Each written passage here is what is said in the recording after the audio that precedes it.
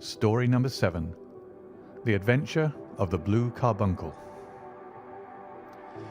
I had called upon my friend Sherlock Holmes upon the second morning after Christmas, with the intention of wishing him the compliments of the season. He was lounging upon the sofa in a purple dressing gown, a pipe rack within his reach upon the right, and a pile of crumpled morning papers, evidently newly studied, near at hand. Beside the couch was a wooden chair, and on the angle of the back hung a very seedy and disreputable hard felt hat, much the worse for wear and cracked in several places. A lens and a forceps lying upon the seat of the chair suggested that the hat had been suspended in this manner for the purpose of examination. "You are engaged," said I. "Perhaps I interrupt you." "Not at all. I am glad to have a friend with whom I can discuss my results. The matter is a perfectly trivial one." He jerked his thumb in the direction of the old hat. "But there are points in connection with it which are not entirely devoid of interest and even of instruction." I seated myself in his armchair and warmed my hands before his crackling fire, for a sharp frost had set in and the windows were thick with the ice crystals. "I suppose," I remarked, "that, homely as it looks, this thing has some deadly story linked on to it, that it is the clue which will guide you in the solution of some mystery and the punishment of some crime." "No, no, no crime," said Sherlock Holmes, laughing. "Only one of those whimsical little incidents which will happen when you have 4 million human beings all jostling each other within the space of a few square miles. Amid the action and reaction of so dense a swarm of humanity, every possible combination of events may be expected to take place, and many a little problem will be presented which may be striking and bizarre without being criminal. We have already had experience of such." "So much so," I remarked, "that of the last 6 cases which I have added to my notes, 3 have been entirely free of any legal crime." "Precisely. You allude to my attempt to recover the Irene Adler papers, to the singular case of Miss Mary Sutherland, and to the adventure of the man with the twisted lip.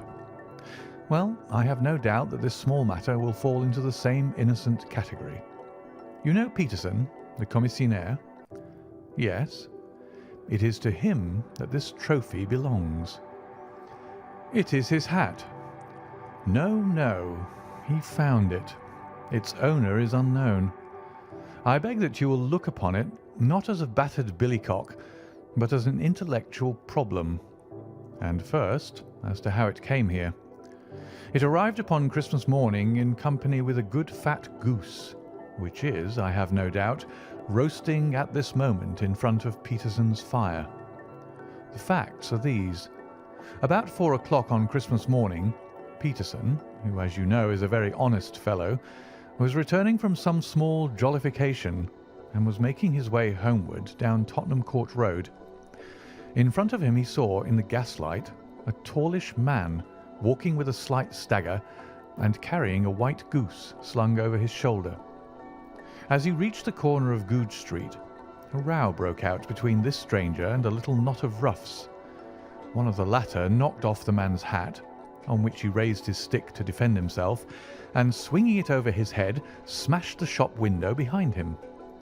Peterson had rushed forward to protect the stranger from his assailants, but the man, shocked at having broken the window, and seeing an official-looking person in uniform rushing towards him, dropped his goose, took to his heels, and vanished amid the labyrinth of small streets which lie at the back of Tottenham Court Road. The roughs had also fled at the appearance of Peterson, so that he was left in possession of the field of battle, and also of the spoils of victory in the shape of this battered hat and a most unimpeachable Christmas goose, which surely he restored to their owner. My dear fellow, there lies the problem. It is true that "For Mrs. Henry Baker" was printed upon a small card which was tied to the bird's left leg, and it is also true that the initials H.B. are legible upon the lining of this hat. But as there are some thousands of Bakers and some hundreds of Henry Bakers in this city of ours, It is not easy to restore lost property to any one of them. What then did Peterson do? He brought round both hat and goose to me on Christmas morning, knowing that even the smallest problems are of interest to me. The goose we retained until this morning, when there were signs that, in spite of the slight frost, it would be well that it should be eaten without unnecessary delay. Its finder has carried it off, therefore, to fulfil the ultimate destiny of a goose, while I continue to retain the hat of the unknown gentleman who lost his Christmas dinner. Did he not advertise? No. Then what clue could you have as to his identity? Only as much as we can deduce. From this hat? Precisely. But you're joking. What can you gather from this old battered felt? Here is my lens. You know my methods. What can you gather yourself as to the individuality of the man who has worn this article? I took the tattered object in my hands and turned it over rather ruefully. It was a very ordinary black hat of the usual round shape, hard and much the worse for wear. The lining had been of red silk, but was a good deal discoloured. There was no maker's name, but as Holmes had remarked, the initials H.B. were scrawled upon one side. It was pierced in the brim for a hat securer, but the elastic was missing. For the rest, it was cracked, exceedingly dusty, and spotted in several places, although there seemed to have been some attempt to hide the discoloured patches by smearing them with ink. "I can see nothing," said I, handing it back to my friend. "On the contrary, Watson, you can see everything. You fail, however, to reason from what you see. You are too timid in drawing your inferences." "Then pray tell me what it is that you can infer from this hat." He picked it up and gazed at it in the peculiar introspective fashion which was characteristic of him. "It is perhaps less suggestive than it might have been," he remarked, "and yet there are a few inferences which are very distinct, and a few others which represent at least a strong balance of probability. That the man was highly intellectual is of course obvious upon the face of it, and also that he was fairly well-to-do within the last 3 years, although he has now fallen upon evil days. He had foresight, but has less now than formerly, pointing to a moral retrogression which, when taken with the decline of his fortunes, seems to indicate that some evil influence, probably drink, at work upon him. This may account also for the obvious fact that his wife has ceased to love him." "My dear Holmes!" "He has, however, retained some degree of self-respect," he continued, disregarding my remonstrance.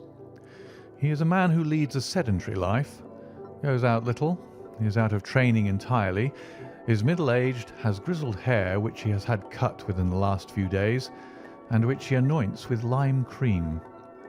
These are the more patent facts which are to be deduced from his hat. Also, by the way, that it is extremely improbable that he has gas laid on in his house." "You're certainly joking, Holmes." "Not in the least. Is it possible that even now, when I give you these results, you are unable to see how they are attained?" "I have no doubt that I'm very stupid, but I must confess that I'm unable to follow you. For example, how did you deduce that this man was intellectual?" For answer, Holmes clapped the hat upon his head. It came right over the forehead and settled upon the bridge of his nose. "It is a question of cubic capacity," said he. "A man with so large a brain must have something in it." "The decline of his fortunes, then?" "This hat is 3 years old. These flat brims curled at the edge came in then. It is a hat of the very best quality. Look at the band of ribbed silk and the excellent lining. If this man could afford to buy so expensive a hat 3 years ago, and has had no hat since, then he has assuredly gone down in the world." "Well, that is clear enough, certainly. But how about the foresight and moral retrogression?" Sherlock Holmes laughed. "Here is the foresight," said he, putting his finger upon the little disc and loop of the hat securer. "They are never sold upon hats. If this man ordered one, It is a sign of a certain amount of foresight, since he went out of his way to take this precaution against the wind. But since we see that he has broken the elastic and has not troubled to replace it, it is obvious that he has less foresight now than formerly, which is a distinct proof of a weakening nature. On the other hand, he has endeavoured to conceal some of these stains upon the felt by daubing them with ink, which is a sign that he has not entirely lost his self-respect. Your reasoning is certainly plausible. The further points, that he is middle-aged, that his hair is grizzled, that it has been recently cut, and that he uses lime cream, are all to be gathered from a close examination of the lower part of the lining. The lens discloses a large number of hair ends, clean cut by the scissors of the barber. They all appear to be adhesive, and there is a distinct odour of lime cream. This dust, you will observe, is not the gritty, grey dust of the street, but the fluffy brown dust of the house, showing that it has been hung up indoors most of the time, while the marks of moisture upon the inside are proof positive that the wearer perspired very freely, and could therefore hardly be in the best of training. But his wife, you said that she had ceased to love him. This hat has not been brushed for weeks. When I see you, my dear Watson, with a week's accumulation of dust upon your hat, and when your wife allows you to go out in such a state, I shall fear that you also have been unfortunate enough to lose your wife's affection. But he might be a bachelor. Nay, he was bringing home the goose as a peace offering to his wife. Remember the card upon the bird's leg. You have an answer to everything. But how on earth do you deduce that the gas is not laid on in his house? One tallow stain, or even two, might come by chance, but when I see no less than 5, I think that there can be little doubt that the individual must be brought into frequent contact with burning tallow. Walks upstairs at night, probably with his hat in one hand and a guttering candle in the other. Anyhow, he never got tallow stains from a gas jet. Are you satisfied?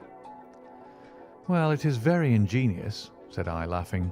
But since, as you said just now, there have been no crime committed, and no harm done save the loss of a goose, all this seems to be rather a waste of energy. Sherlock Holmes had opened his mouth to reply, when the door flew open, and Peterson, the commissionaire, rushed into the apartment with flushed cheeks and the face of a man who is dazed with astonishment. "The goose, Mr. Holmes! The goose, sir!" he gasped. "Eh?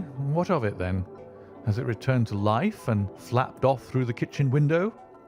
Holmes twisted himself round upon the sofa to get a fairer view of the man's excited face. "See here, sir! See what my wife found in its crop!"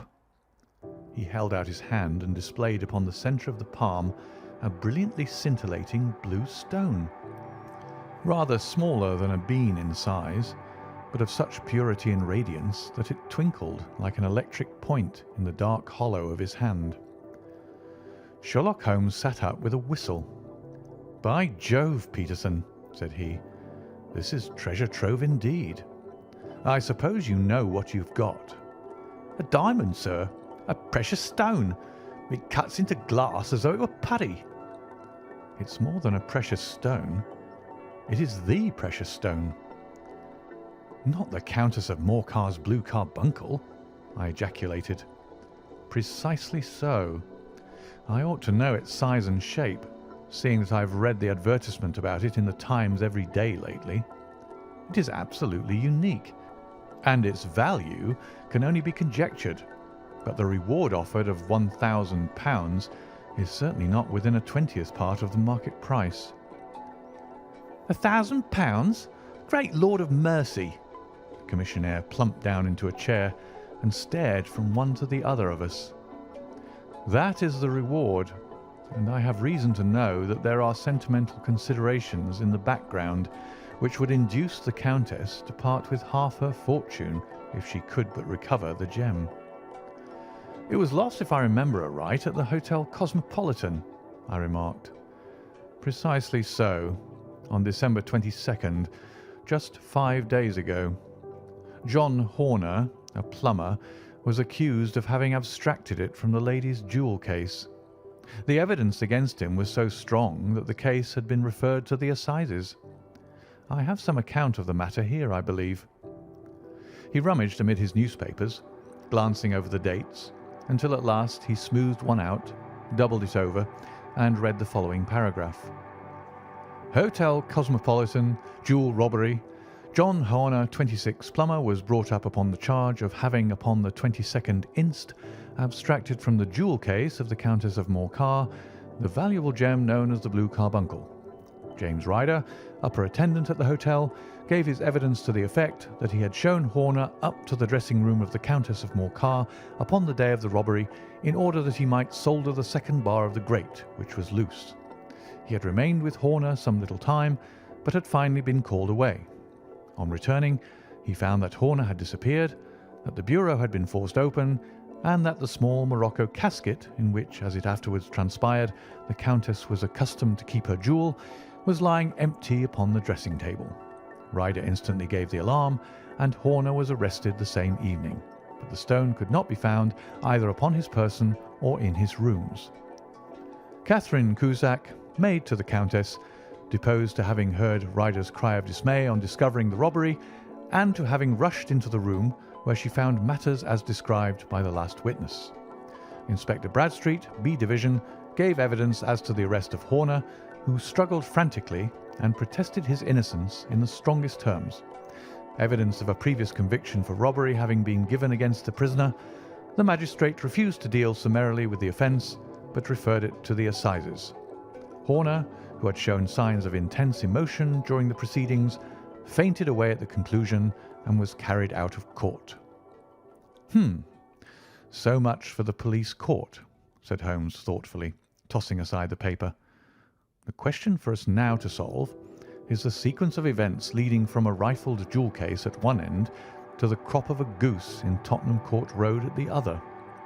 You see, Watson, our little deductions have suddenly assumed a much more important and less innocent aspect. Here is the stone. The stone came from the goose, and the goose came from Mr. Henry Baker, the gentleman with the bad hat and all the other characteristics with which I have bored you. So now we must set ourselves very seriously to finding this gentleman and ascertaining what part he had played in this little mystery. To do this, we must try the simplest means first, and these lie undoubtedly in an advertisement in all the evening papers. If this fail, I shall have recourse to other methods. What will you say? Give me a pencil and that slip of paper. Now then, found at the corner of Goodge Street, a goose and a black felt hat. Mr. Henry Baker can have the same by applying at 6:30 this evening at 221B Baker Street. And that is clear and concise. Very. But will he see it? Well, he is sure to keep an eye on the papers, since to a poor man the loss was a heavy one. He was clearly so scared by his mischance in breaking the window and by the approach of Peterson that he thought of nothing but flight. But since then he must have bitterly regretted the impulse which caused him to drop his bird. Then again, the introduction of his name will cause him to see it, for everyone who knows him will direct his attention to it. Here you are, Peterson. Run down to the advertising agency and have this put in the evening papers. In which, sir? Oh, in the Globe, Star, Pall Mall, St. James's, Evening News, Standard, Echo, and any others that occur to you. Very well, sir. And this stone? Ah, yes. I shall keep the stone. Thank you. And I say, Peterson, just buy a goose on your way back and leave it here with me, for we must have one to give to this gentleman in place of the one which your family is now devouring. When the commissionaire had gone, Holmes took up the stone and held it against the light. It's a bonny thing, said he. Just see how it glints and sparkles. Of course, it is a nucleus and focus of crime. Every good stone is. They are the devil's pet baits. In the larger and older jewels, every facet may stand for a bloody deed. This stone is not yet 20 years old, It was found in the banks of the Arnoy River in southern China, and is remarkable in having every characteristic of the carbuncle, save that it is blue in shade instead of ruby red. In spite of its youth, it has already a sinister history. There have been 2 murders, a vitriol throwing, a suicide, and several robberies brought about for the sake of this 40-grain weight of crystallized charcoal. Who would think that so pretty a toy would be a purveyor to the gallows and the prison? I'll lock it up in my strong box now and drop a line to the Countess to say that we have it. Do you think that this man Horner is innocent? I cannot tell. Well then, do you imagine that this other one, Henry Baker, had anything to do with the matter? It is, I think, much more likely that Henry Baker is an absolutely innocent man who had no idea that the bird which he was carrying was of considerably more value than if it were made of solid gold. That, however, I shall determine by a very simple test if we have an answer to our advertisement. And you can do nothing until then? Nothing. In that case, I shall continue my professional round, but I shall come back in the evening at the hour you've mentioned, for I should like to see the solution of so tangled a business. Very glad to see you. I dine at 7. There is a woodcock, I believe. By the way, in view of recent occurrences, perhaps I ought to ask Mrs. Hudson to examine its crop. I had been delayed at a case, and it was a little after 6:30 when I found myself in Baker Street once more. As I approached the house, I saw a tall man in a Scotch bonnet, with a coat which was buttoned up to his chin, waiting outside in the bright semicircle which was thrown from the fanlight. Just as I arrived, the door was opened, and we were shown up together to Holmes's room. "Mr. Henry Baker, I believe," said he, rising from his armchair and greeting his visitor with the easy air of geniality which he could so readily assume. "Pray take this chair by the fire, Mr. Baker. It is a cold night, and I observe that your circulation is more adapted for summer than for winter. Ah, Watson, you have just come at the right time. Is that your hat, Mr. Baker?" "Yes, sir. That is undoubtedly my hat." He was a large man with a rounded shoulders, a massive head, and a broad, intelligent face, sloping down to a pointed beard of grizzled brown. A touch of red in nose and cheeks, with a slight tremor of his extended hand, recalled Holmes' surmise as to his habits. His rusty black frock coat was buttoned right up in front, with the collar turned up, and his lank wrists protruded from his sleeves without a sign of cuff or shirt. He spoke in a slow, staccato fashion, choosing his words with care, and gave the impression generally of a man of learning and letters who had had ill usage at the hands of fortune. "We have retained these things for some days," said Holmes, "because we expected to see an advertisement from you giving your address. I am at a loss to know why you did not advertise." Our visitor gave a rather shamefaced laugh.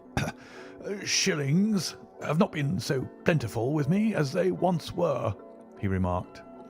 "I had no doubt that the gang of roughs who assaulted me had carried off both my hat and the bird. I did not care to spend more money in a hopeless attempt at recovering them." "Very naturally. By the way, about the bird, we were compelled to eat it." "To eat it?" Our visitor half rose from his chair in his excitement. "Yes, it would have been of no use to anyone had we not done so. But I presume that this other goose upon the sideboard, which is about the same weight and perfectly fresh, will answer your purpose equally well." "Oh, certainly, certainly," answered Mr. Baker with a sigh of relief. "Of course, we still have the feathers, legs, crop, and so on of your own bird, so if you wish—" The man burst into a hearty laugh. "They might be useful to me as relics of my adventure," said he. "But beyond that I can hardly see what use the disjecta membra of my late acquaintance are going to be to me. No, sir, I think that with your permission I will confine my attentions to the excellent bird which I perceive upon the sideboard." Sherlock Holmes glanced sharply across at me with a slight shrug of his shoulders. "There is your hat, then, and there your bird," said he. "By the way, would it bore you to tell me where you got the other one from? I am somewhat of a fowl fancier, and I have seldom seen a better grown goose." "Certainly, sir," said Baker, who had risen and tucked his newly gained property under his arm.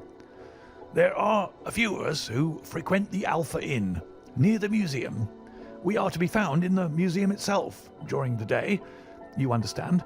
This year our good host, Windigate by name, instituted a goose club, by which, on consideration of some few pence every week, we were each to receive a bird at Christmas.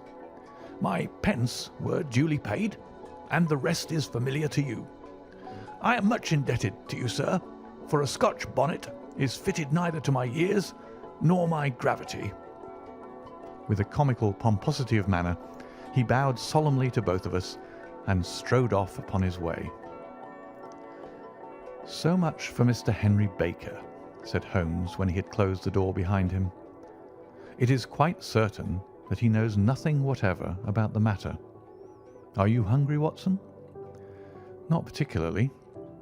"Then I suggest that we turn our dinner into a supper and follow up this clue while it is still hot." "By all means." It was a bitter night, so we drew on our ulsters and wrapped cravats about our throats.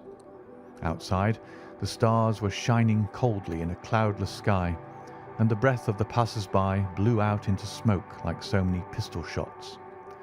Our footfalls rang out crisply and loudly as we swung through the Doctor's Quarter, Wimpole Street, Harley Street, and so through Wigmore Street into Oxford Street. In a quarter of an hour we were in Bloomsbury at the Alpha Inn, which is a small public house at the corner of one of the streets which runs down into Holborn. Holmes pushed open the door of the private bar and ordered 2 glasses of beer from the ruddy-faced, white-aproned landlord. "Your beer should be excellent if it is as good as your geese," said he. "My geese?" The man seemed surprised. "Yes, I was speaking only half an hour ago to Mr. Henry Baker, who was a member of your goose club." "Oh, yes, I see. But you see, sir, them's not our geese." "Indeed. Whose, then?" "Well, I got the 2 dozen from a salesman in Covent Garden." "Indeed. I know some of them. Which was it?" "Breckenridge is his name." "Ah, I don't know him. Well, here's your good health, landlord, and prosperity to your house. Good night." "Now for Mr. Breckenridge," he continued, buttoning up his coat as we came out into the frosty air. "Remember, Watson, that though we have so homely a thing as a goose at one end of this chain, we have at the other a man who will certainly get 7 years' penal servitude unless we can establish his innocence. It is possible that our inquiry may but confirm his guilt, but in any case we have a line of investigation which has been missed by the police and which a singular chance has placed in our hands. Let us follow it out to the bitter end. Faces to the south, then, and quick march." We passed across Holborn, down Endell Street, and so through a zigzag of slums to Covent Garden Market.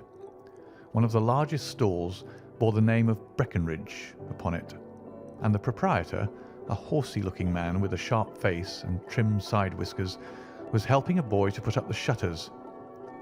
"Good evening. It's a cold night," said Holmes. The salesman nodded and shot a questioning glance at my companion. "Sold out of geese, I see," continued Holmes, pointing at the bare slabs of marble. "Let you have 500 tomorrow morning." "That's no good." "Well, there are some on the stall with the gas flare." "Ah, but I was recommended to you." "Who by?" "The landlord of the Alpha." "Oh, yes, I sent him a couple of dozen." "Fine birds they were, too. Now, where did you get them from?" To my surprise, the question provoked a burst of anger from the salesman. "Now then, mister," said he, with his head cocked and his arms akimbo, What are you driving at? Let's have it straight now. It is straight enough. I should like to know who sold you the geese which you supplied to the Alpha. Well then, I shan't tell you. So now? Oh, it is a matter of no importance. But I don't know why you should be so warm over such a trifle.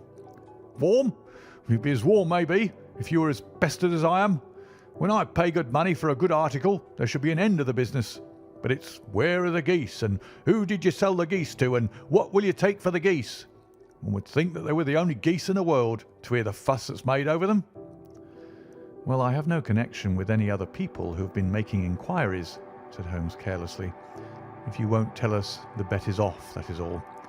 But I'm always ready to back my opinion on a matter of fowls, and I have a fiver on it that the bird I ate is country bred. Well then, you lost your fiver, for it's town bred, snapped the salesman. It's nothing of the kind. I say it is. I don't believe it. Do you think you know more about fowls than I, who've handled them ever since I was a nipper? I tell you, all those birds that went to the Alpha were town bred. You'll never persuade me to believe that. Will you bet then? It's merely taking your money, for I know that I'm right. But I'll have a sovereign on with you, just to teach you not to be obstinate. The salesman chuckled grimly. Bring me the books, Bill, said he. The small boy brought round a small thin volume and a great greasy-backed one, laying them out together beneath the hanging lamp. Now then, Mr. Cockshaw, said the salesman. I thought that I was out of geese, but before I finish, you'll find that there is still one left in my shop. You see this little book? Well? That's the list of the folk from whom I buy. Do you see? Well then, here on this page are the country folk, and the numbers after their names are where their accounts are in the big ledger. Now then, you see this other page in red ink? Well, that is a list of my town suppliers. Now look at that third name. Just read it out to me. Mrs. Oakshott, 117 Brixton Road, 249, read Holmes. Quite so. Now turn that up in the ledger. Holmes turned to the page indicated.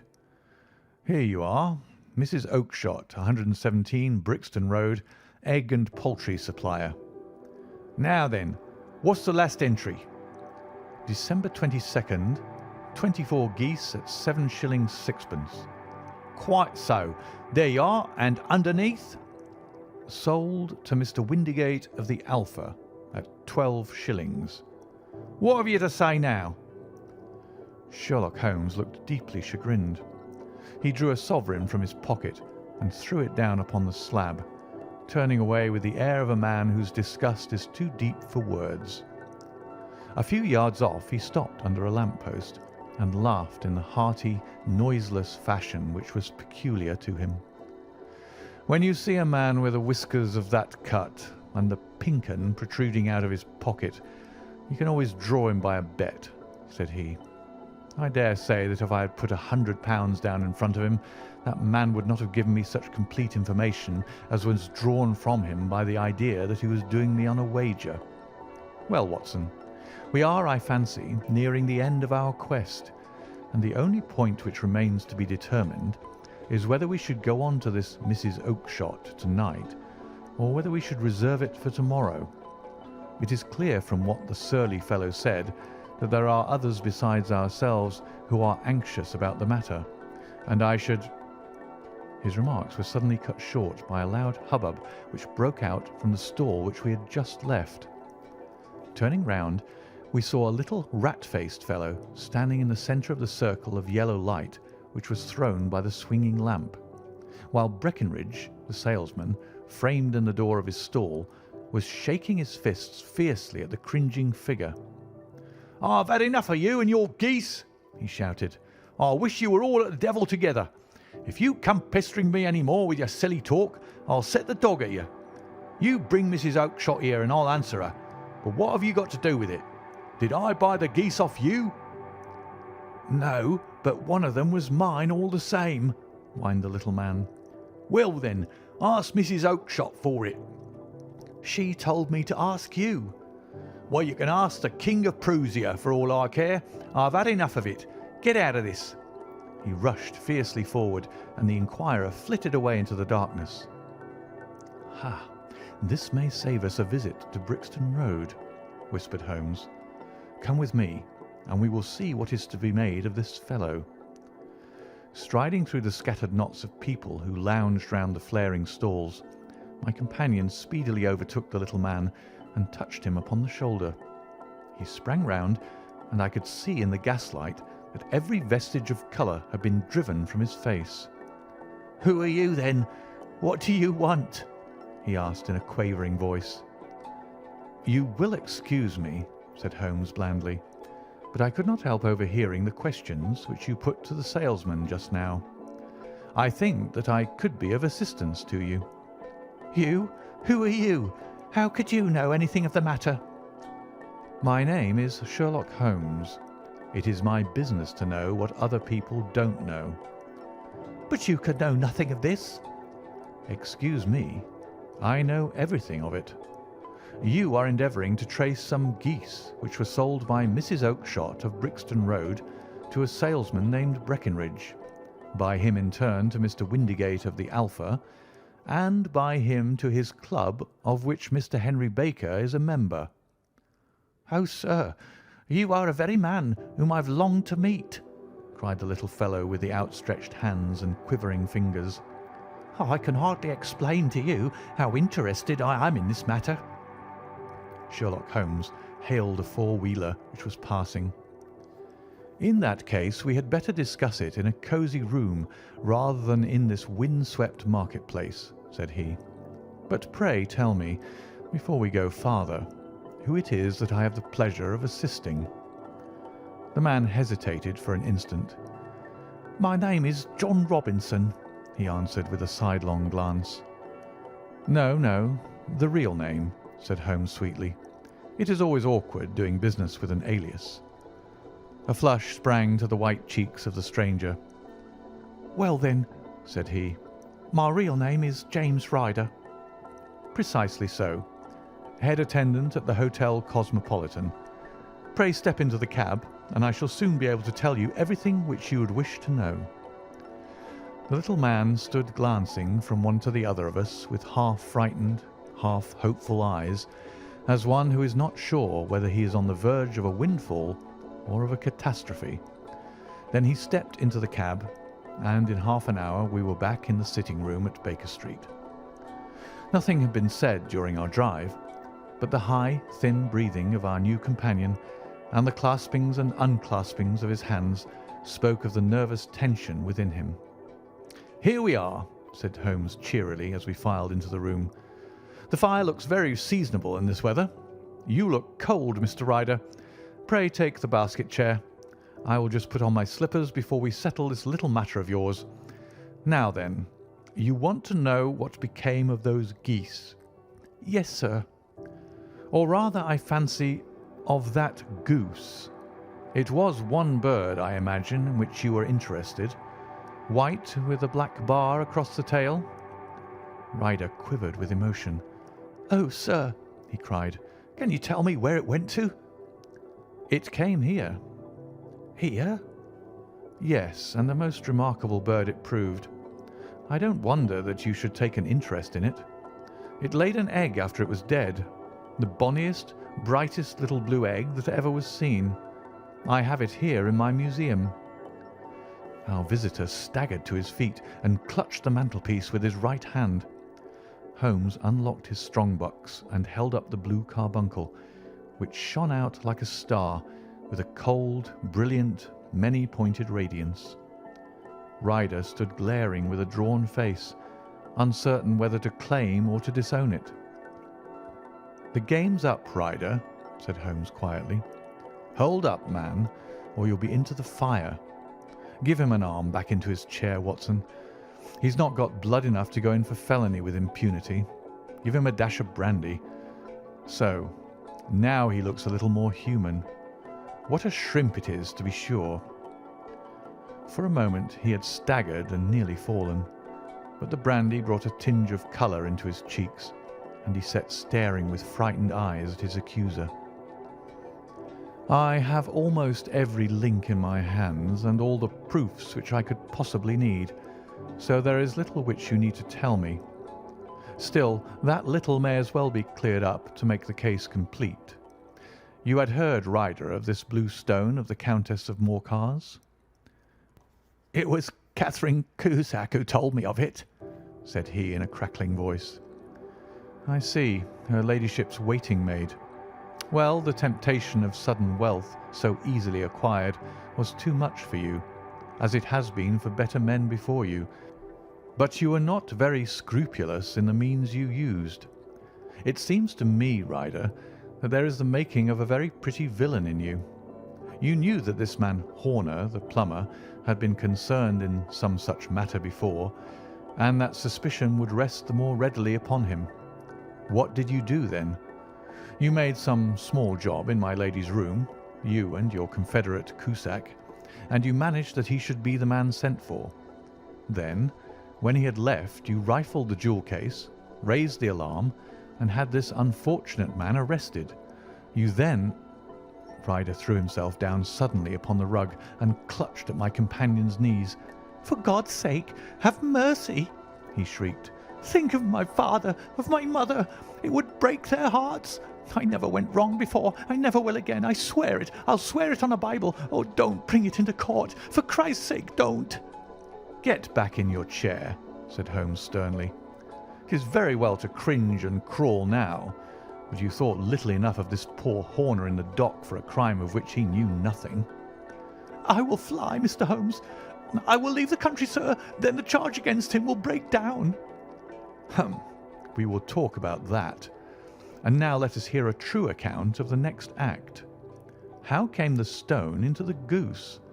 And how came the goose into the open market? Tell us the truth, for there lies your only hope of safety." Ryder passed his tongue over his parched lips. "I will tell you it just as it happened, sir," said he.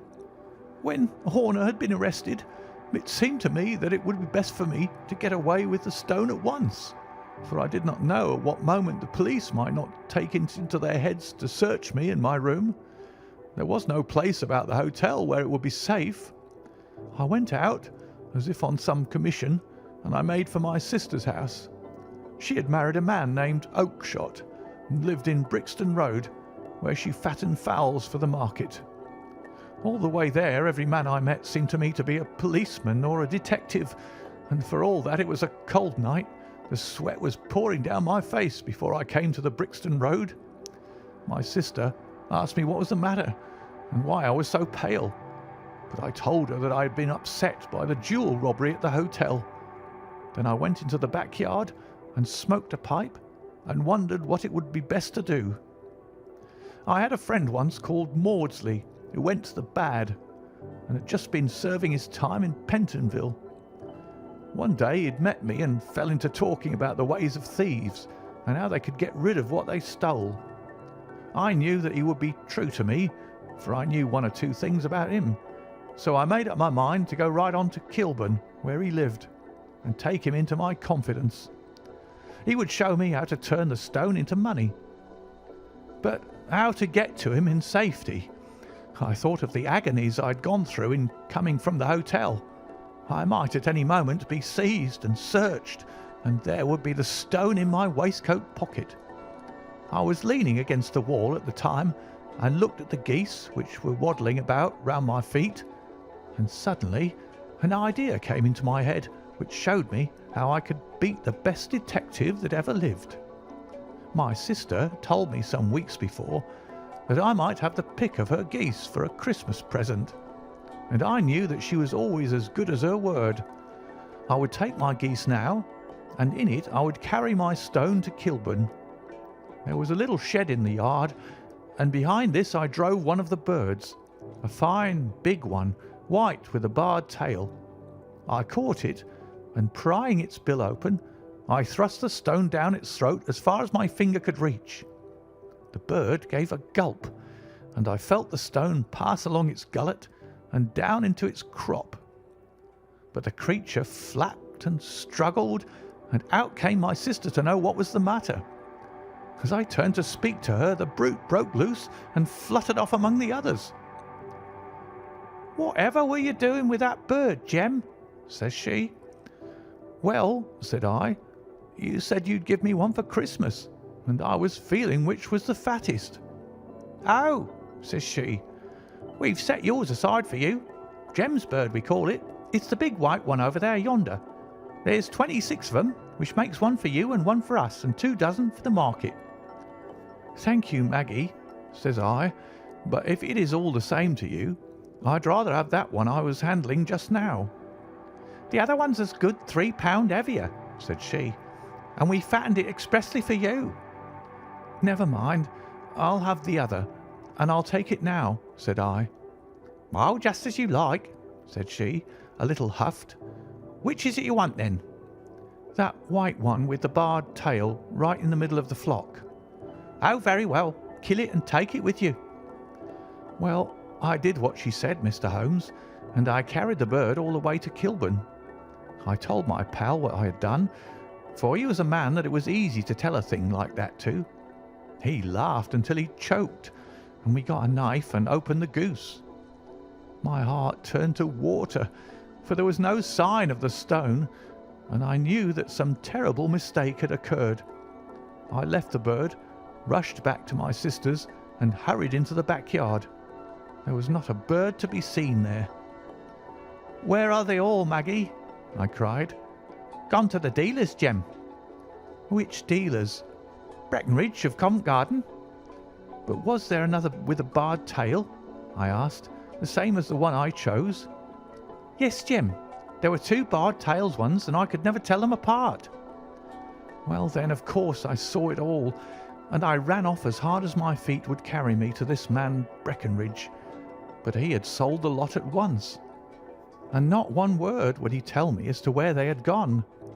You heard him yourselves tonight. Well, he has always answered me like that. My sister thinks that I'm going mad. Sometimes I think that I am myself, and now I am myself a branded thief, without ever having touched the wealth for which I sold my character. God help me! God help me!" He burst into convulsive sobbing, with his face buried in his hands. There was a long silence, broken only by his heavy breathing and by the measured tapping of Sherlock Holmes's fingertips upon the edge of the table. Then my friend rose and threw open the door. "Get out," said he. "What, sir? Oh, heaven bless you!" "No more words. Get out." And no more words were needed. There was a rush, a clatter upon the stairs, the bang of a door, and the crisp rattle of running footfalls from the street. "After all, Watson," said Holmes, reaching up his hand for his clay pipe, "I am not retained by the police to supply their deficiencies. If Horner were in danger, it would be another thing. But this fellow will not appear against him, and the case must collapse. I suppose that I am commuting a felony, but it is just possible that I am saving a soul. This fellow will not go wrong again. He is too terribly frightened. Send him to jail now, and you make him a jail bird for life. Besides, it is the season of forgiveness. Chance has put in our way a most singular and whimsical problem, and its solution is its own reward. If you will have the goodness to touch the bell, Doctor, we will begin another investigation, in which also a bird will be the chief feature." End of The Adventure of the Blue Carbuncle.